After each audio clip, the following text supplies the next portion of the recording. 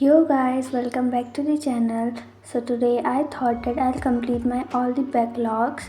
मतलब आज नहीं बट आज से स्टार्ट करूँगी मैं अपने सारे बैकलॉग्स को कंप्लीट करना। सो फर्स्ट ऑफ़ ऑल मैंने स्टार्ट करा फिज़िक्स से, जिसमें मैंने सबसे पहले पढ़ा लाइट चैप्टर। बिकॉज ये चैप्टर मैंने आधा पढ़ लिया था और आधा मेरा रह गया था, तो मैंने इसके नोट जितने भी बनाए थे वो रिवाइज़ करने लग गई थी।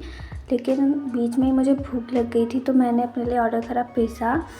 और ये खाने पीने ही मैंने अपना थोड़ा सा टाइम वेस्ट कर लिया था, लेकिन स्टिल उसके बाद फिर मैं दोबारा बैठ की थी नोट्स रिवाइज़ करने के लिए। और नोट्स वगैरह रिवाइज़ करने के बाद मैंने मतलब जितने भी मेरे लेक्चर्स बचे थे वो मैंने देखना स्टार्ट करा। और मेरे 5-6 लेक्चर्स बचे थे, तो मुझे 5-6 घंटे आराम से लग गए। और एज यू कैन सी कि मैं क्लास के साथ ही नोट्स भी बना रही हूँ, तो उसमें कुछ ज़्यादा ही समय लग गया था।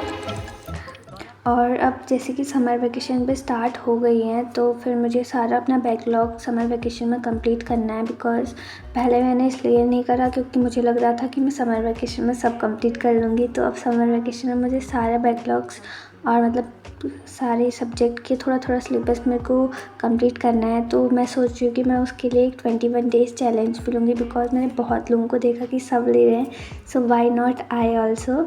So here I am done with the all the lectures, मैंने सब देख लिए थे। और फिर उसके बाद बहुत रात हो गई थी, तो मैं सो गई थी।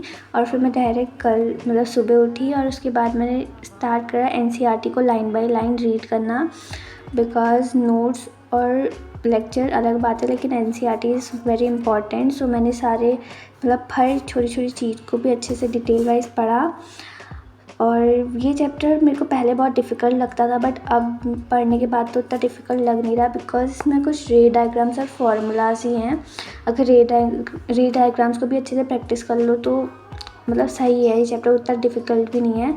और लेकिन एनसीईआरटी बहुत लेंथी थी, तो उसमें भी मेरे को बहुत टाइम लगा। और आफ्टरनून के टाइम पे थोड़ी रेस्ट करने के बाद मैंने स्टार्ट करा अपना मैथ्स पढ़ना। बिकॉज़ मैथ्स में मेरा बहुत ज़्यादा बैकलॉग बन चुका है।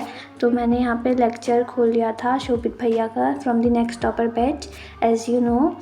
और मैं यहाँ पे मतलब लेक्चर के साथ साथ ही नोट्स भी बना लेती हूँ, क्वेश्चन प्रैक्टिस मतलब सब एक ही में करती हूँ। मैं इतना टाइम नहीं देती कि मतलब नोट्स अलग बनाओ और लेक्चर अलग से देखूँ।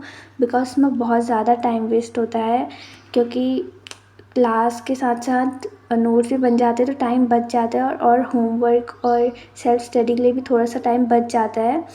सो यहाँ पे ये क्लास ऑलमोस्ट 2 घंटे की थी।